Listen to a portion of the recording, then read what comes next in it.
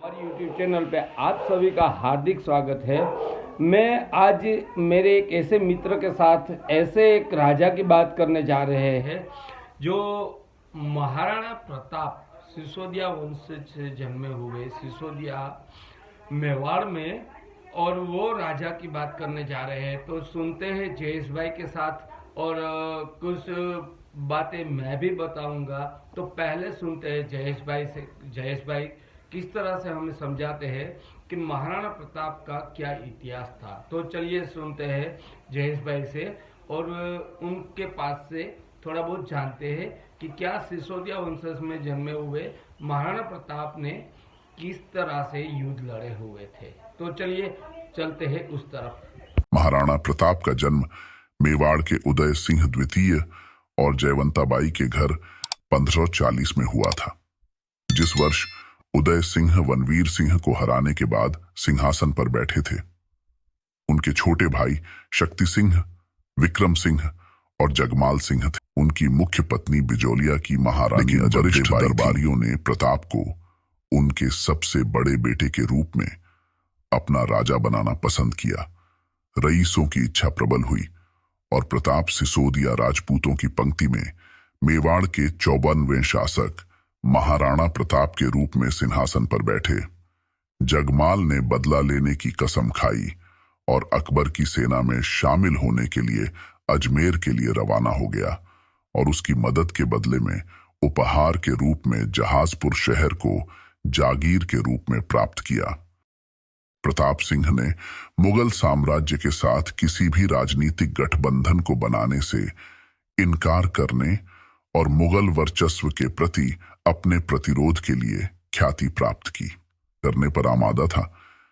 जब 1572 में प्रताप सिंह को राजा महाराणा का ताज पहनाया गया तो अकबर ने कई दूत भेजे, जिनमें से एक आमेर के राजा मानसिंह प्रथम का था, जिसमें उन्हें राजपूताना के कई अन्य शासकों की तरह एक जागीरदार बनने का अनुरोध किया गया था।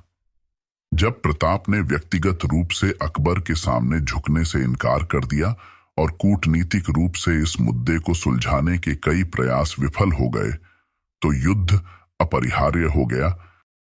मुगलों को मेवाड़ के उपजाऊ पूर्वी क्षेत्र से हाथ धोना पड़ा था।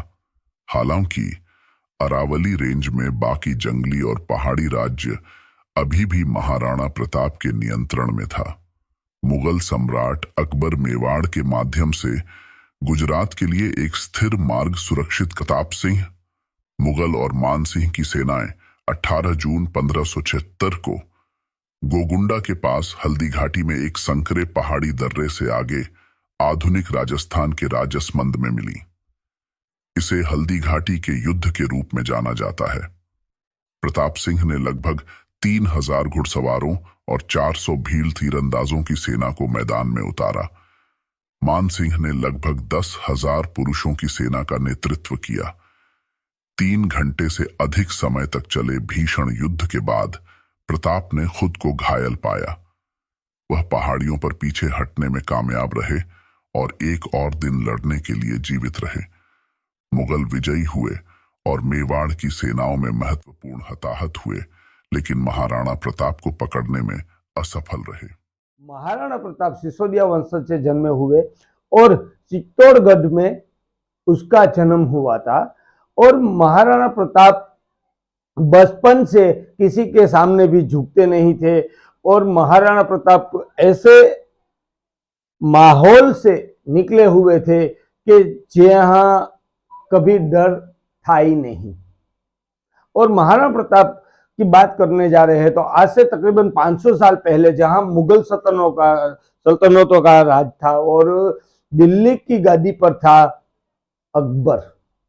अकबर भी एक ऐसा राजा था कि पूरी दुनिया पे राज करना चाहता था, और मगर उनका वो ख्वाब था वो पूरा नहीं हो चुका था।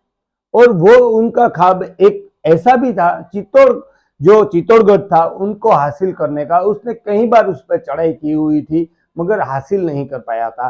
और उनका एक ऐसा भी ख्वाब था अकबर का कि महाराणा प्रताप को वो जिंदा गिरफ्तार करना चाहता था और उनको पकड़ना चाहता था, मगर वो भी ख्वाब उस अकबर का पूरा नहीं हो चुका था। और मुगलों ने कई राज्यों पर कब्जा किया हुआ था और मुगलों के पास इतनी बड़ी सेना थी कि किसी भी राजा के राज्य पर चढ़ाई करते हुए पहले से ही ऐसी तैयारी करते थे, ऐसे शत्रु थे वो कि किसी भी इंसान के पास कोई रास्ता नहीं रहता था। इसीलिए वो मजबूत था और उसके पास सेना भी बहुत बड़ी थी, मगर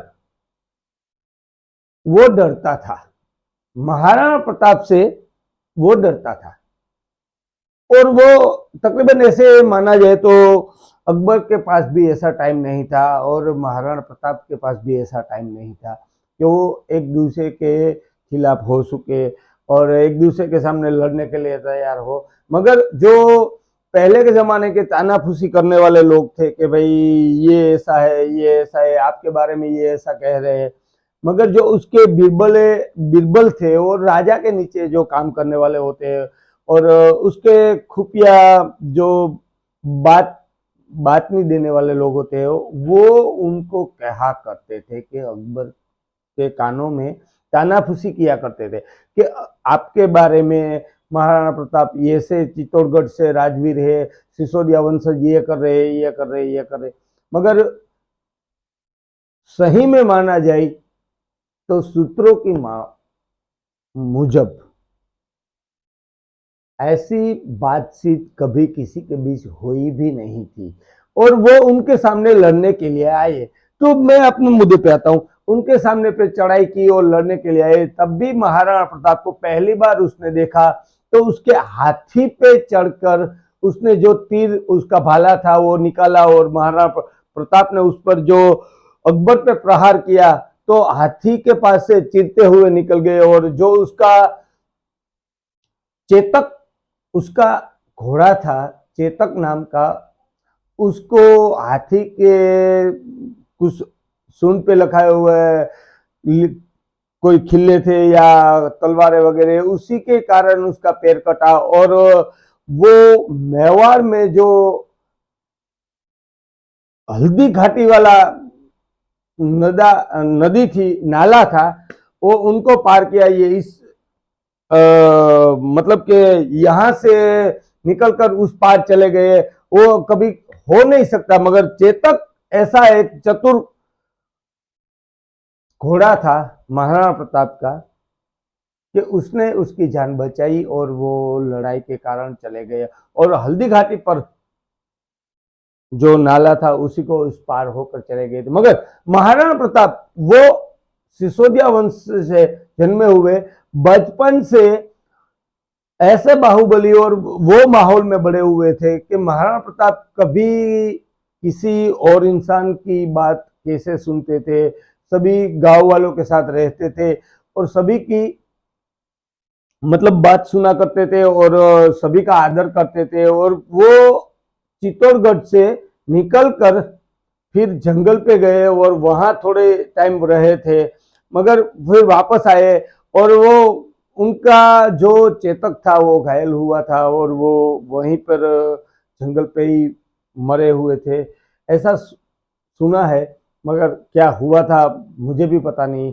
मगर महाराणा प्रताप चित्तौड़गढ़ से ऐसे निकल कर एक राजा। तो दोस्तों, वो राजा महाराणा प्रताप जी वो राजा थे कि जिनकी बात करते हैं तो हमारे रोंगटे खड़े हो जाते हैं। इतने बाहुबली और इतने शक्तिशाली वो राजा था कि किसी भी राजा के सामने या किसी अन्य विदेशी सिंहासकों के सामने झुके नहीं थे और सभी का सामना करते रहते थे और भीलों के बीच पले बड़े हुए थे, बचपन से भीलों के बीच रहते थे।